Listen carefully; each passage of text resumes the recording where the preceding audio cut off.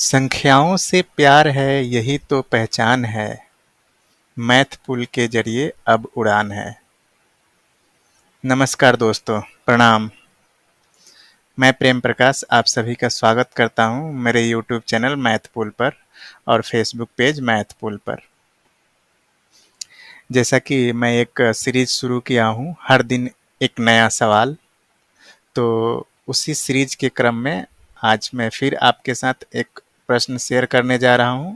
आप सभी छात्रों के लिए जो छात्र अभी 10th क्लास में हैं और 10th क्लास बोर्ड एग्जाम का तैयारी कर रहे हैं, उन सभी छात्रों के लिए आज मैं एक फिर से प्रश्न शेयर कर रहा हूं आप लोगों के साथ। और कोशिश जारी है कि हर दिन एक नया सवाल आप लोगों के साथ मैं शेयर करूं। तो देखते हैं कब तक ये प्रयास सफल रहता है, और आप लोगों के साथ मैं कोशिश कर रहा हूँ कि ज़्यादा से ज़्यादा क्वेश्चन शेयर कर पाऊँ आने वाले बोर्ड एग्जाम से पहले। अभी ऑलमोस्ट 1 साल का टाइम है, 1 साल तो नहीं है, मतलब फरवरी में आपका एग्ज़ाम होता है, तो 2 महीना तो निकल गया है, तो ऑलमोस्ट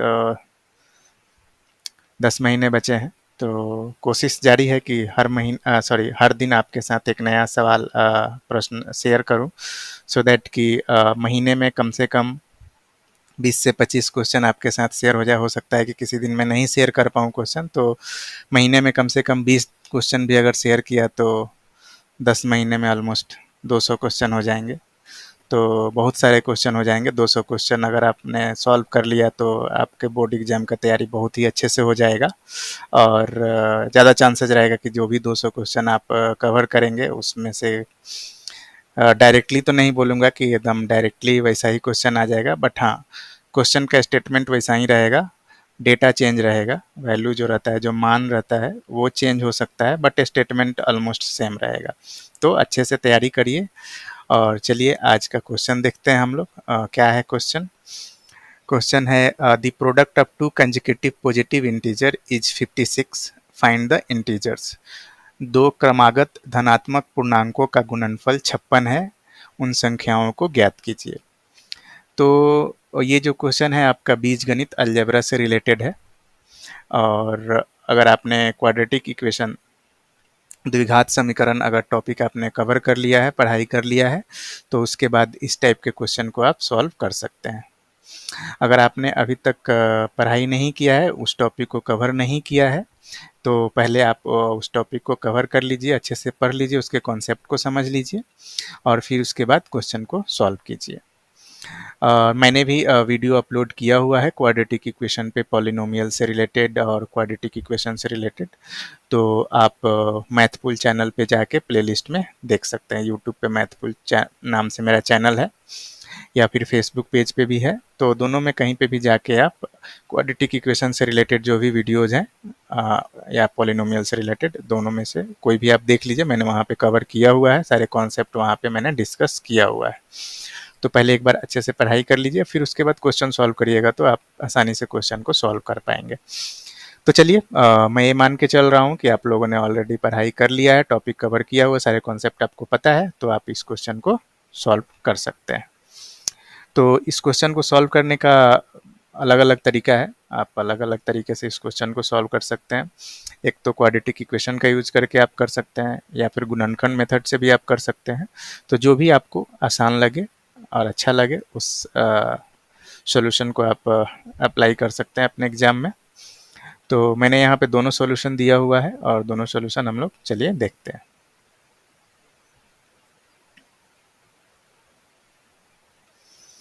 तो पहला जो सॉल्यूशन है, हल है, वो मैंने गुणनखंड मेथड से किया हुआ है। तो पहले गुणनखंड मेथड से देखते हैं, और फिर उसके बाद हम लोग देखेंगे क्वाड्रेटिक इक्वेशन, द्विघात समीकरण का जो है उसका कैसे यूज करके हम लोग डिस्क्रिमिनेंट का यूज करके और मूल निकाल के रूट्स कैसे हम लोग सॉल्व करेंगे। तो पहले गुणनखंड मेथड से देखते हैं। तो क्वेश्चन क्या बोल रहा था कि दो क्रमागत धनात्मक पूर्णांकों का जो गुणनफल है वो 56 है। ठीक है, तो मान लेते हैं कि पहला जो नंबर है, पहला जो संख्या है वो x है, तो अगला जो संख्या हो जाएगा वो x+1 हो जाएगा। ठीक है, x+1 क्यों? क्योंकि क्रमागत संख्या बोला गया है क्वेश्चन में। कंजिक्यूटिव नंबर्स मतलब कि लगातार, मतलब कि अगर पहला नंबर 2 है तो दूसरा नंबर क्या होगा, 3 होगा। अगर पहला नंबर 5 है तो अगला नंबर क्या होगा, 6 होगा। मतलब पहला अगर 5 है तो उससे एक ज़्यादा कंजिक्यूटिव नंबर है। अगर 5 है तो 6, 6 है तो 7, 8 है तो 10, 12 है तो 13। इस टाइप का आपका होगा। तो मान लेते हैं कि अब अपने को पता नहीं है कि 10 है, 8 है, 5 है, 6 है, क्या है, ये नहीं पता है अपने को। तो अपन मान लेते हैं कि वो नंबर x है पहला वाला, तो दूसरा उससे एक ज़्यादा x+1, मतलब नेक्स्ट जो नंबर होगा x+1 होगा। अब क्वेश्चन के अनुसार क्या बोल रहा है कि अगर दोनों को हम लोग मल्टीप्लाई कर दें, अगर दोनों नंबर को, x को और x+1 को, तो जो परिणाम आएगा वो 56 आएगा। तो x into x+1 equal to कितना हो गया, 56। अब इसको हम लोग सॉल्व करते हैं, इसको इक्वेशन के फॉर्म में हम लोग अभी कन्वर्ट करते हैं। तो आपका हो जाएगा x square plus x equal to 56। इस x को इस x के और इस 1 के साथ मल्टीप्लाई करेंगे हम लोग, ब्रैकेट को हटाएंगे तो x square plus x equal to 56। X square plus x 56 को इधर LHS साइड लाएंगे तो x square plus x minus 56 equal to 0। इधर 56 पॉजिटिव में है तो इधर नेगेटिव में हो जाएगा। तो x square plus x minus 56 equal to 0। अभी इस इक्वेशन को हम लोग क्या कर सकते हैं, गुणनखंड मेथड से इसको हम लोग सॉल्व करेंगे। इसका x का वैल्यू निकालने का कोशिश करेंगे गुणनखंड मेथड से। तो यहाँ पे क्या है, 56 है। तो 56 को हम लोग देखना है कि हम लोगों को सब 56 को ऐसे पार्ट में ब्रेक करना है, ऐसे दो पार्ट में ब्रेक करना है। 56 को दो पार्ट में ब्रेक करना है सो दैट कि उस दोनों पार्ट को अगर मल्टीप्लाई करें तो 56 आ जाए, और ऐड या ऐड करें तो x आ जाए। ठीक है, या फिर ऐड करें तो 1 आ जाए। ठीक है, तो 56 को हम लोग दो पार्ट में ब्रेक करेंगे। तो कैसे कर सकते हैं, x square 8x 7x, 8x 7x, तो 8x और 7x जो है -7x हम लोग लेंगे। तो 8x -7x करेंगे तो कितना हो जाएगा, x हो जाएगा। तो x square plus 8x -7x minus 56 equal to 0, ऐसा लिख सकते हैं। ये जो इक्वेशन है, इस इक्वेशन को हम लोग ऐसे भी लिख सकते हैं, x square plus 8x -7x minus 56 equal to 0। ठीक है, अभी कोई बोलेगा कि हम लोग ऐसे भी लिख सकते थे, x square plus 4x minus 3x minus 56 equal to 0 भी लिख सकते थे, बिल्कुल लिख सकते थे। लेकिन मैं क्या बोल रहा था कि उसको मल्टीप्लाई करने पे 56 आना चाहिए। तो अगर आप x square plus 4x minus 3x अगर आप लिखते तो 4x माइनस 3x करने पे तो x हो जाता, बट 4 इंटू 3 करते तो 12 ही होता। ठीक है, अगर हम लोग यहाँ पे 6x माइनस 5x भी लिख सकते थे, लेकिन फिर भी अगर मल्टीप्लाई करेंगे तो 30 होगा। 6 इंटू 5 करेंगे तो 30 होगा। तो इसलिए हम लोग यहाँ पे जो कम्बिनेशन है वो लेंगे 8x माइनस 7x। तो x square plus 8x minus 7x minus 56 equal to 0। अभी क्या करेंगे हम लोग, यहाँ पे इस दोनों में से x कॉमन ले लेंगे। एक्स स्क्वायर प्लस 8x में से हम लोग x कॉमन लेंगे, तो x कॉमन ले लिए तो बचेगा x प्लस 8।